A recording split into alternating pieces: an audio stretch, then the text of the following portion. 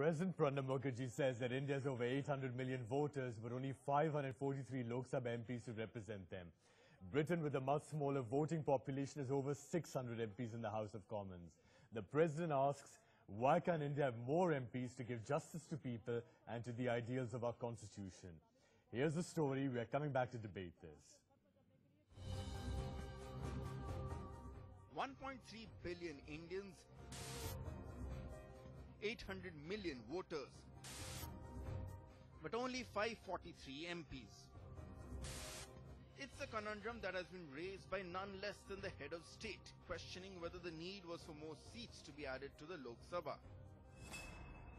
In the last Lok Sabha elections, 800 million voters were there. They were to elect 543 members from territorial constituencies all over India. While speaking at a seminar on electoral reforms, President Pranab Mukherjee said the time has come that we start looking on legal provisions to increase the numbers of seats in lower house of the parliament. Well, it's not for the first time that these sort of suggestions have been made. Earlier also in the past, various election commissioners of India have made those sort of suggestions. I think it needs to be debated in Parliament and a consensus needs to come up. When we talk of electoral reforms, even our Prime Minister's viewpoint when it comes to funding of elections has been something which has been very well accepted by one and all. Majorly. And this involves more than one state. So national debate should be there. A meeting of all the party should be there. We have discussed this issue in the Rajya Sabha. I think there is a need for periodic relook at the constitution of the constituencies so that there is adequate representation. There is no scope in the constitution for tinkering with this basic structure of one vote and equal vote. Whatever he says deserves the highest respect and fullest consideration. But adding more Lok Sabha seats creates a fresh question. Who deserves them more? States that have had a bigger population explosion or states that have done better to control them? It's time for the world's largest democracy to get even bigger. But the big question is, can it be achieved at the cost of maintaining the North-Side parity? With Vijayalakshmi, New Delhi, Bureau Report, NewsX. President Pranab Mukherjee says that India has over 800 million voters, but only 543 Lok Sabha MPs to represent them. Britain, with a much smaller voting population, has over 600 MPs in the House of Commons. The President asks, why can't India have more MPs to give justice to people and to the ideals of our Constitution?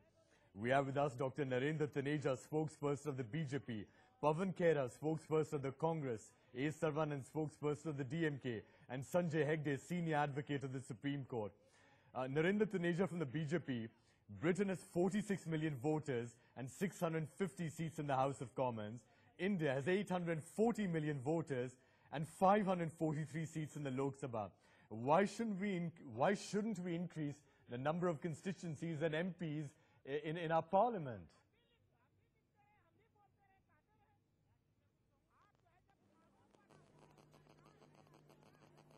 Well, the Prime Minister is already talking about bringing about the reforms as you know it, including, for instance, holding both Parliament election and State Assemblies elections together. And there are a number of other new initiatives which actually our party and the government has already taken. But coming from the President, it's important that these things are discussed at here's a new idea from the President. You know, inter-party platforms in Lok Sabha and Rajya Sabha, in Vidhan Sabha and across the nation. I think, you see, yes, exactly. This needs to be discussed, of course, you know, and as you will, in democracy all over the world is an evolving process. Even in the US, they are still discussing how can they further strengthen democracy. One of the oldest democracies in the world, Iceland, is still talking about it. Probably the oldest democracy is Iceland. In Britain, they are still talking about democracy. Like all other forms, you know, these are evolving things, and particularly when it comes to a country like India, which is a fast developing country, fast developing society, it's important to, you know, be dynamic about these things, adopt a dynamic approach and discuss these things and go for a kind of all-party meeting, go for all-platform kind of discussion. And I think that it's an excellent idea that Bharatiya Janata Party and our Prime Minister has always encouraged these kind of discussions. In fact, if you look at the last budget, we have even launched some new initiatives. So it's high time, yeah, absolutely. I mean, we are a democracy. So discussion in that direction that the President of India has suggested is, I think it should be welcomed by one and all. Pavan Khera from the Congress, the President says the number of MPs right now in the Lok Sabha represents the 1971 census of India. And there are so many more people now. And at the BJP you just heard, they're saying they're open to discussing this positively. Where does the Congress stand on what the President has suggested?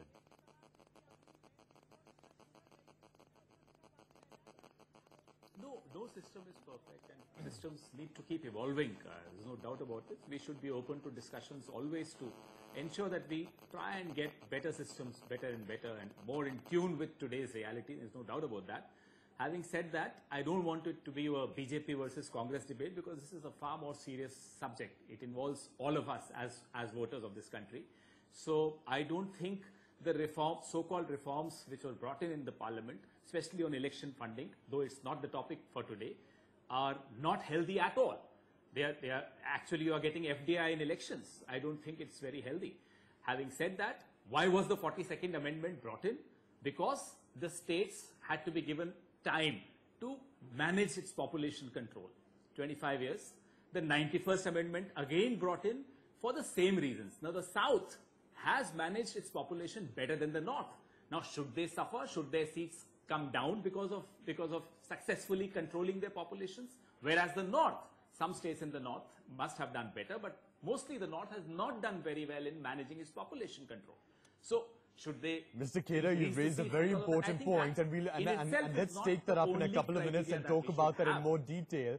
But just right now, just quickly sticking with what the President has suggested, let me ask you, Mr. Khera, because, you know, I mean, the question of the President is also inspired by other things. For example, in Britain, a member of parliament looks after a constituency with an average of 34,000 voters.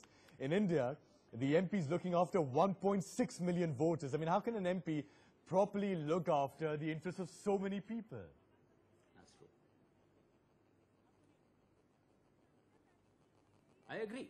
Now, I absolutely agree, but let's assume for a minute that one MP in India were to look after 500,000, 500,000 people. Yes. So, now more popular states like Uttar Pradesh, any major dominant political party can get more MPs from more popular states, yes, more overpopulated states.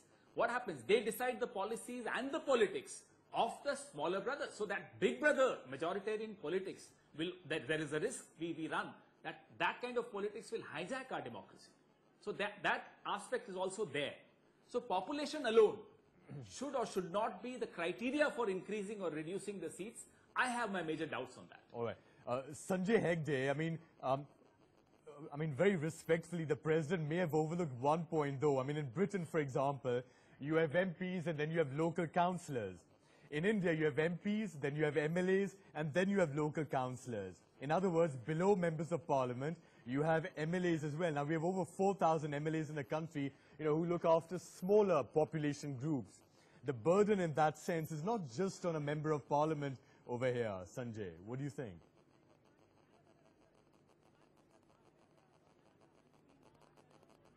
Well, of course, you don't go to the member of parliament whenever something is not functioning in your local area. You go to your local MLA or to the local municipal councillor if you happen to live in an urban agglomeration. There the President may have just been giving an example of British Parliament or how our MPs tend to service so many people. But increasing the number of MPs will probably have a very unwieldy house. Can you imagine a Lok Sabha with, say, some 3,000 MPs? How would you run a parliamentary form? Yeah, but I'm not sure the President is suggesting increasing 543 that also is a to question 3,000. which really needs to be asked. I mean, he was probably not thinking of 3,000 MPs, Sanjay. But then if you just redistribute the 543 seats, yes, because if you want to have, why can't we have a reasonable number of 650, maybe voters 600, for somewhere between being 600 and represented by one 700? MP,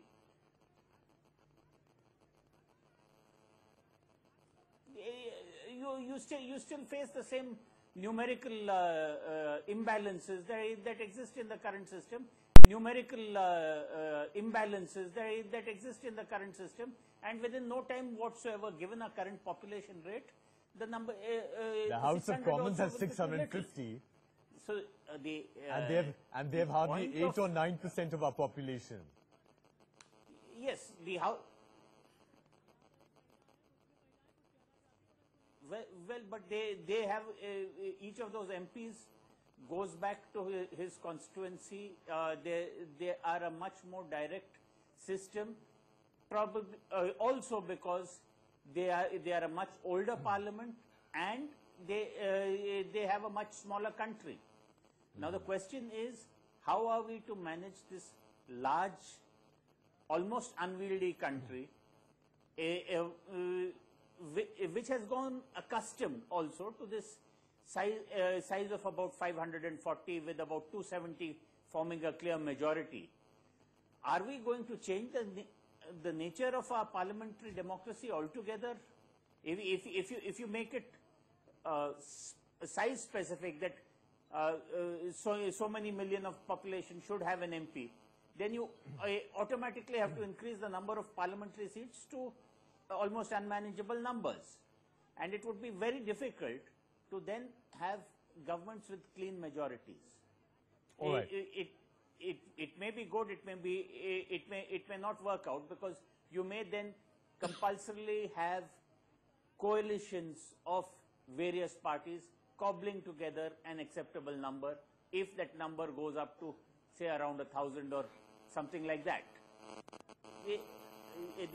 The President has rightly flagged issues, but this, to my mind, requires much deeper consideration. All right. There is, of course, the other issue that Pawan Khera has pointed out, that states with bad population control will end up getting rewarded, and states which have been inefficient will probably find their political strength diminishing. I think that's a very important point that Pawan Khera has raised. So let's talk about that now. In fact, since Mr. Khera has already put that point forward, let me address this to Narendra Taneja from the BJP, because I've got some statistics, Mr. Taneja.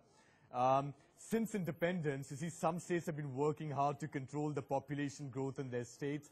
Others have not. The statistics show that between 1951 and 2011, in Tamil Nadu, there was a rise of 140% of the population. In Kerala, 147% growth in the population. But in Bihar, there's been a 259% growth in population. In Rajasthan, 329%. So in other words, the point that's being made over here is that in a situation like this, the states that are, not doing so well, not doing very much to control their population growth, will ironically get rewarded with more MPs because they have more people. So therefore, more MPs to represent them. How do we get around this? Mr. Taneja.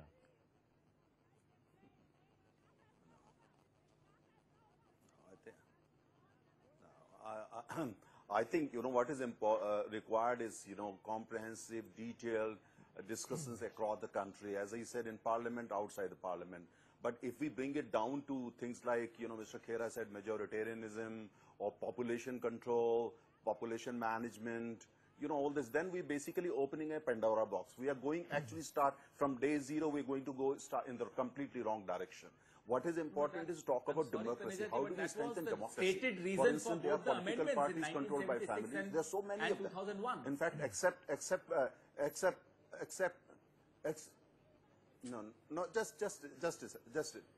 just a second. Let me complete.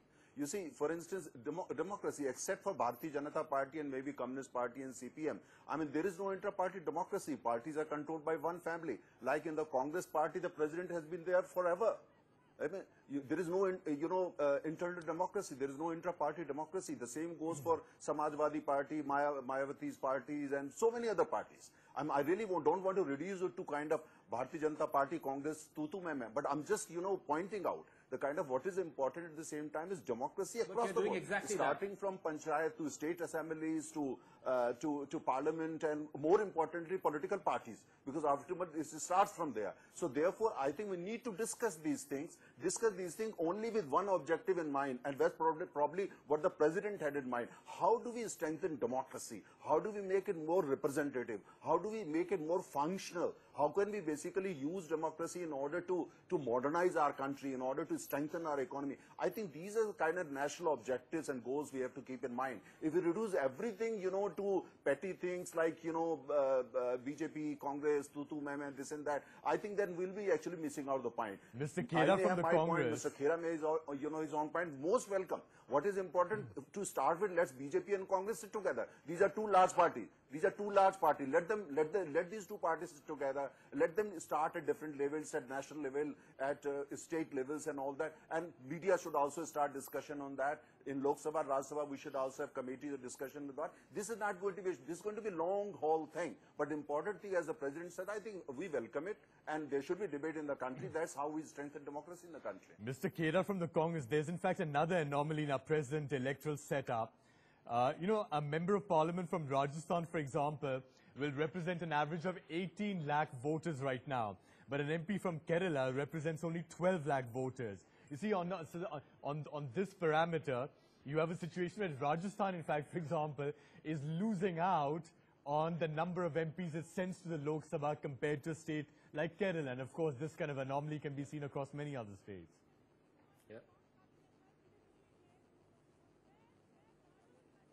And also it impacts the electoral across college the world also. for the In the US, presidential Hawaii, election for and the instance, sent a vice-presidential senator. election. I may Because not be, the absolutely value correct for on that, but...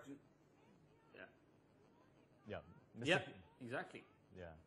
Well, I mean, I see. I mean, this is a good point, but I suppose it shows that there are anomalies in every democratic system. I must tell you.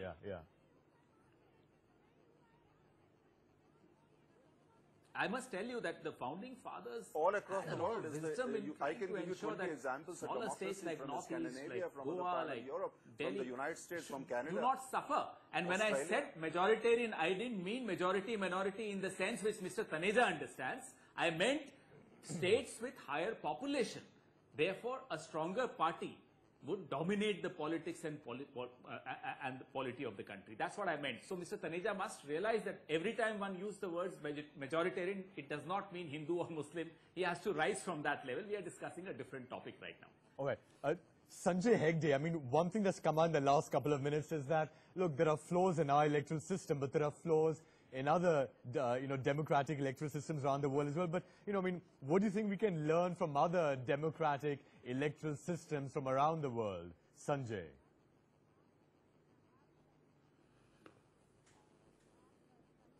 See, Mr. Taneja, I think, was trying to make that point about the US, where the House of Representatives is district according to population. But each state, each of the 51 states sends 2 senators to the Senate, irrespective of population size. So that balances a lot of things out, that balances the concerns of the smaller states to have an equal voice in the federal structure. That's true.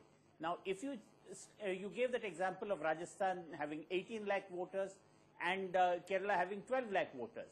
Now, obviously, that means that you need to give Rajasthan another 1/3 increase at least to make to have everybody having the same number of 12 lakh voters.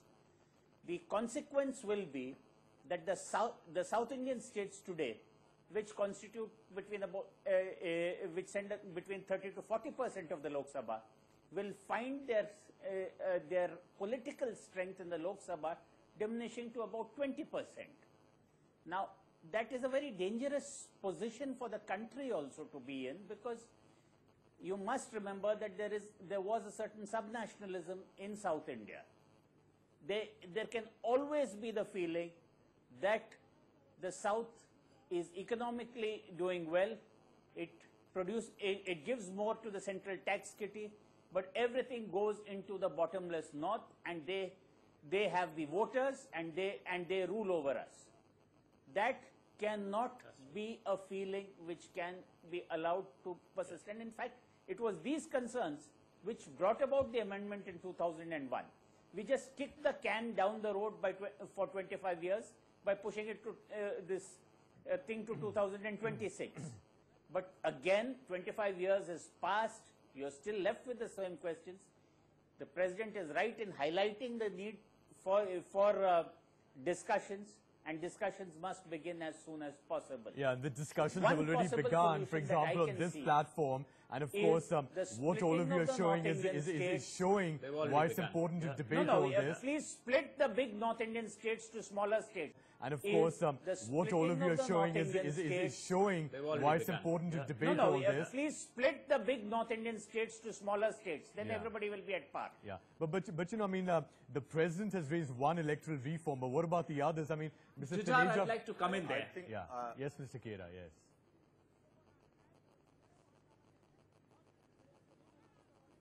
Yeah, I completely agree with Sanjay Hegde. The seat reorganization and the state reorganization should go hand in hand so that any one state or region does not get unnecessary representation, heavy representation just on account of its population. I completely agree that, in fact, that's a very good beginning for a discussion where states and seats are reorganized in proportion to each other. All right. And, you know, just running out in the last 2 minutes or so, but Mr. Taneja from the BJP, let me just ask you, because the president has talked about one electoral reform, but what about the others? You yourself mentioned early in the debate, for example, how the Prime Minister in November 2016 talked about the possibility of state funding of elections, and also he talked about, you know, having simultaneous Lok Sabha and Assembly elections. Now, any forward movement on that, by the way?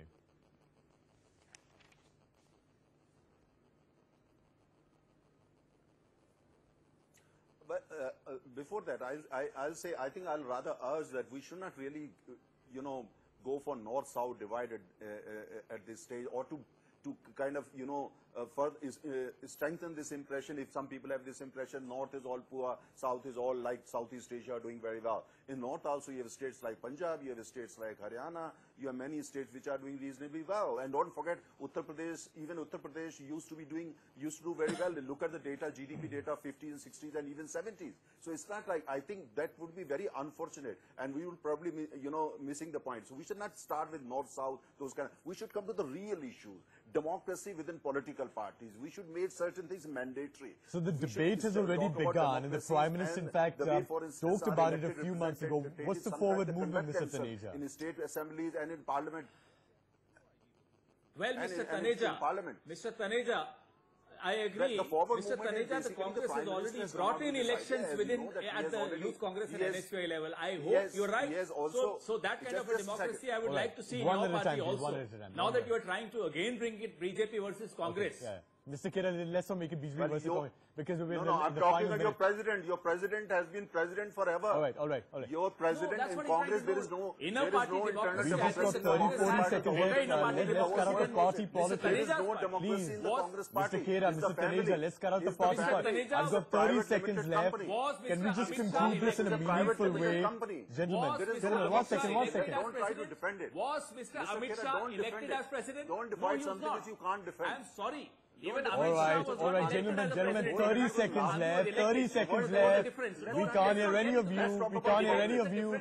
All right, please, 1 second, Mr. Taneja, I've got 20 seconds left. Quickly, what is the forward movement, Mr. Taneja? Quickly, let's end on a meaningful note. What is the forward movement? Was Mr. Amit Shah elected as the president? All right, Mr. Kera. Yes, the forward movement is the Prime Minister. The Prime Minister has already proposed.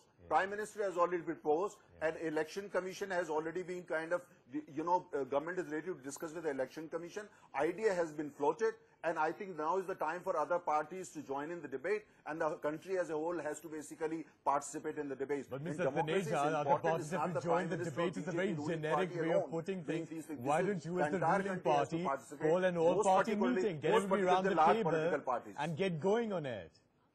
See, I'll tell you why I'm saying that. The problem with electoral reform over the years has been, it's all talk, no action. You know, whatever action there has been on the part of the Supreme Court. For example, you know, none of the above. None of the above is the Supreme Court initiative. Again, it was the Supreme Court which said that. We are waiting for the response. We are waiting for the response from other parties. Why can't you just fix a date and have an all-party meeting? Initiative has been taken by BJP already. No such Why don't you invitation just has fix been the date? Parties now to is respond. incorrect. That's incorrect. Why don't you No, just it was fix the no date? invitation. Why Let them not? call an Why not? all-party But the meeting. parties They've have not to done that. respond to it. No, They've Mr. not done that. Taneja, Exactly. Mr. You Taneja, want one to second, continue just to on television, conclude don't now. do that. Just to conclude, Mr. Taneja, No, but the why parties don't have you to just... They have to respond first. They have to debate. They have to debate internally and respond. No, why don't Congress you should fix... debate it within the Why party don't you also. just fix a date, saying such and such date, we are meeting an all-party meeting, and parties will naturally have to do their internal deliberations Yeah, call before for that. an all-party meeting. What is this? Fix a date. You can't be so arrogant. Very sitting good there and idea. saying, Very good idea. I've But said it, now very let the good party idea. decide. But Call you don't everyone. know how Congress is We are all going to react. They stakeholders will in the convert democracy. that also into a BJP Congress tu mein. We know Congress party very well. The party has no democracy. First call a Party meeting. just runs First the call will a of one meeting. person, as Why you know it. shouldn't we? One But family. call a meeting first. That's all. There is no democracy in the party. Don't talk about democracy, Mr. Taneja. We've run out of Kelly time. Floated the idea. as Let Mr. the We've Congress run out of elected time. as the president of the party. Let the Congress. All right, Haven't we've run we out ever of debated time. on that? Internally. Gentlemen, If they have any we've run out of the party, time. come back to us. And You we can know, start Forget discussion. that. Talk about your own party. all right, gentlemen, we run out of time. Since 1990, there have been at least 6 committees which have been formed and which have given reports on how to clean up elections and strengthen the election commission. There's been virtually no progress till now, and I suspect it's because none of these parties, none of the major parties want any electoral reform. It suits them the way it is. But now the President of India has started a debate, has given a suggestion, maybe we should respect the head of state, and the ruling party should begin by fixing a date for an all-party meeting to discuss electoral reforms. Let the ruling party take the initiative. I repeat, fix a date. In the meantime, thank you very much to all our guests for joining us. Thank you for watching as well. Bye-bye.